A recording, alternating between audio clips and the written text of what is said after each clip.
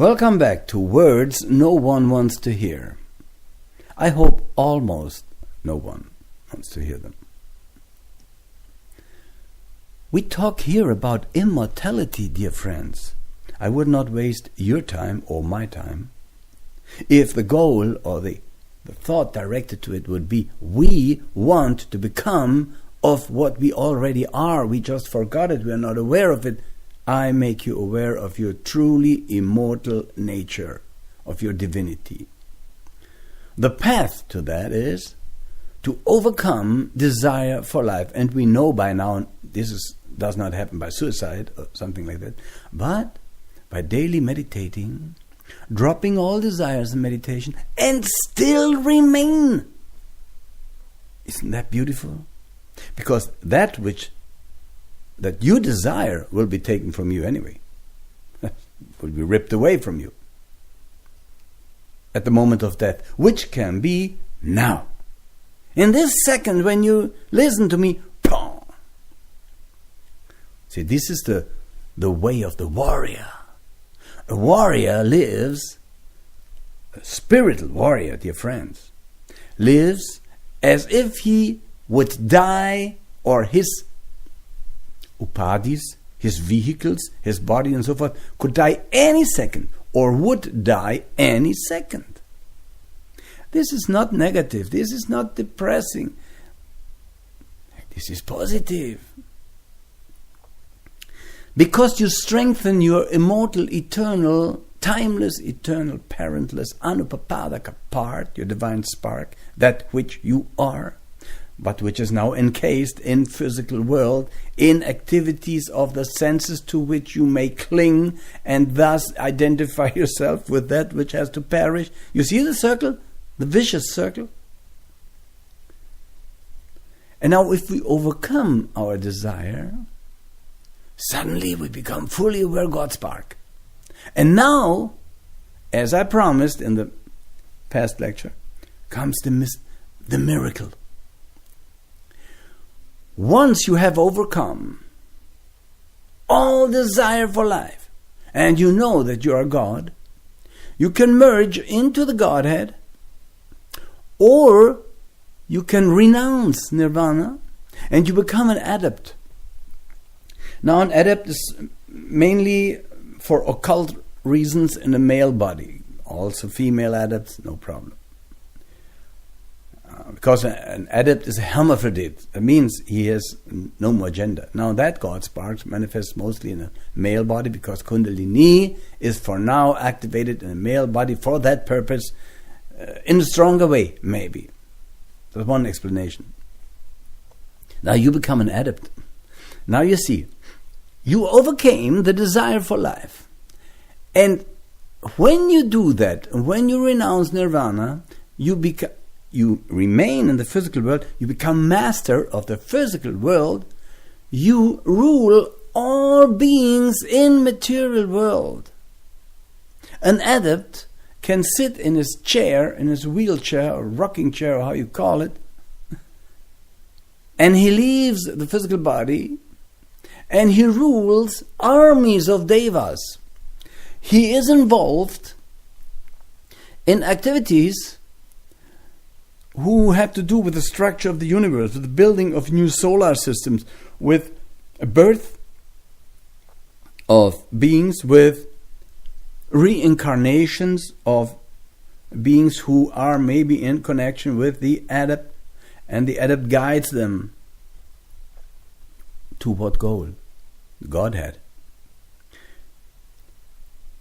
You have to in order to gain life, says Jesus, you have to overcome life. Only a few people understand the true meaning of such words. And so when you live your daily life free from attachment, and yet you are doing things for necessity. You help others, of course, you do your job, you teach, but you are free from greed. You eat only, yes, you can enjoy your food, you see what I mean, but not beyond necessity. This is the fine line. And you become more and more aware of your immortal divine nature. You are God. So now you are in a physical body, temporary body. I mean, it's like you have a t-shirt or a dress, You take it off, you're still there. And this awareness, anatta, not the self, which the Buddha taught, everything that you are aware of as perishable is not the self. He never said there is no self. This is, how could I call it, a raping of the teaching of the Buddha by that Mr. Dalai Lama, who said the Buddha taught there is no self. I mean, this is an insult of Buddhic teaching beyond comprehension. And most Buddhists think there is no self. Then why do you bother if there's no self? When you're dead, no? Why do you bother about the skandhas and so forth? Excuse me, dear friends, when I sidetrack here. This is unbelievable. Unbelievable. And this Buddhism, this VIP Buddhism, Richard Gere Buddhism as I call it, is geared to being attached to the world. Okay, be it.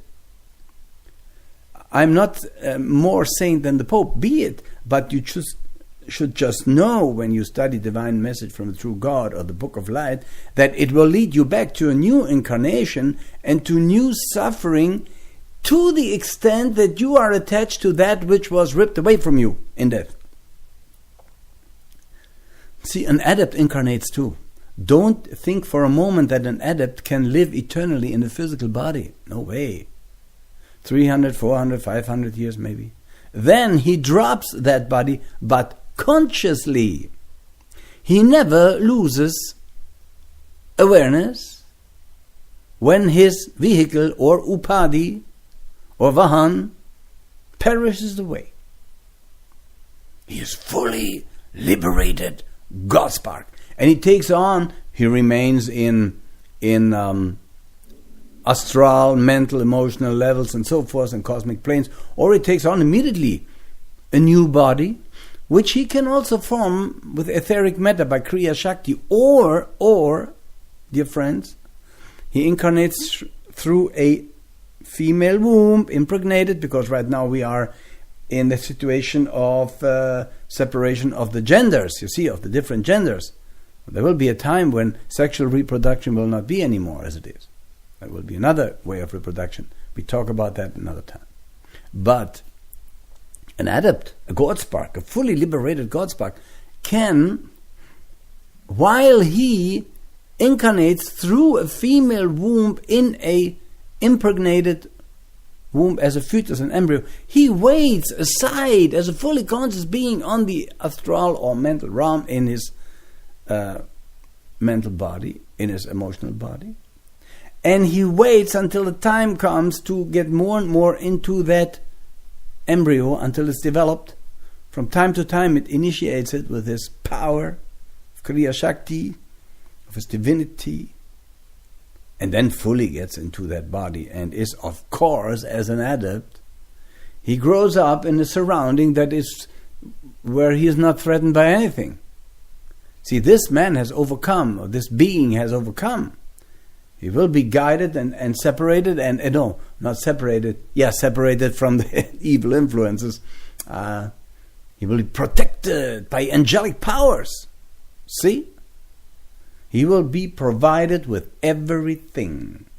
And the only thing, dear friends, he did was to overcome desire for life. And life eternal was given to him. Life eternal means that you don't lose consciousness at the moment of death. You switch fully See, it is like, compare it to you have shirt. You see, you take that shirt off fully conscious. You put it aside. Are you still? Sure you are. This is what you experience as a liberated God spark at the moment of death. There's no death for you because you're immortal. Timeless, eternal, immortal being. You have become that by listening to that message, by following the path. And when you do that, an adept will get in touch with you. First, step by step. Most people couldn't stand the of an adept. They would explode. The Kundalini would rip them apart.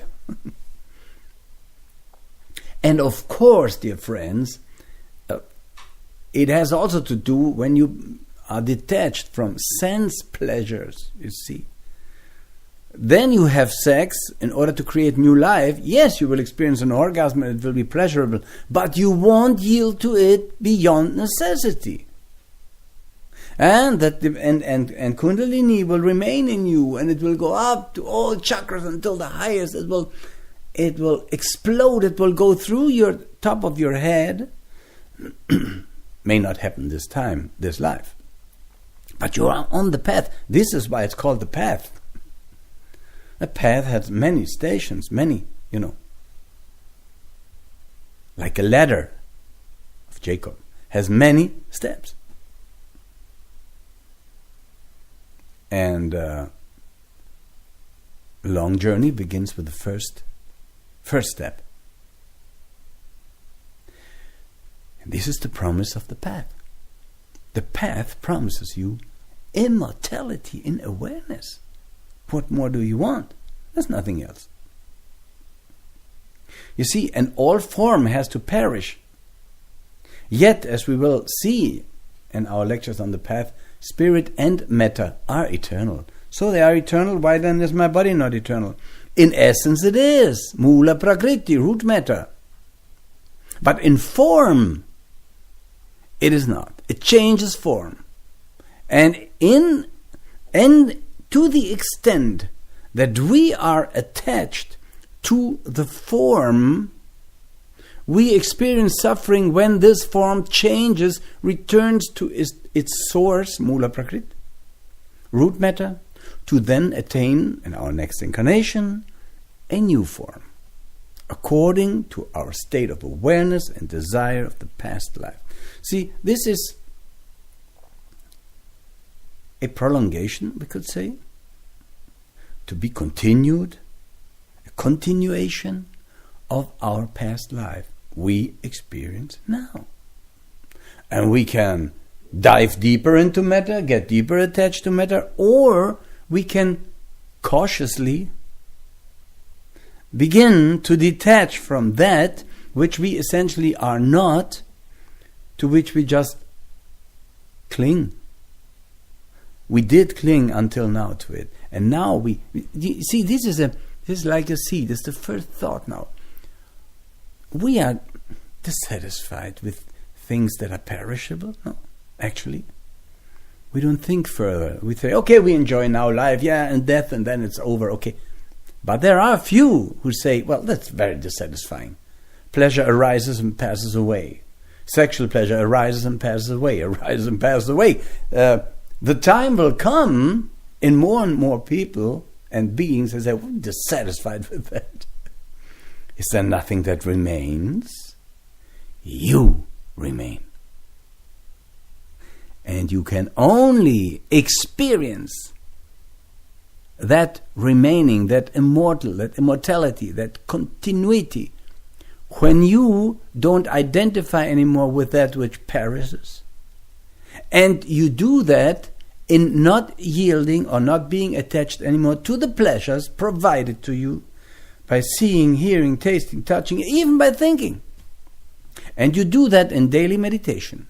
When all these activities stop, and it will happen sooner or later, soul breath meditation, and you still remain, this is the only immortality that can be given to you.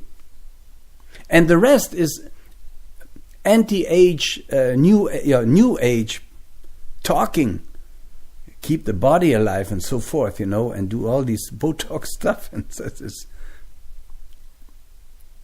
it's nonsense.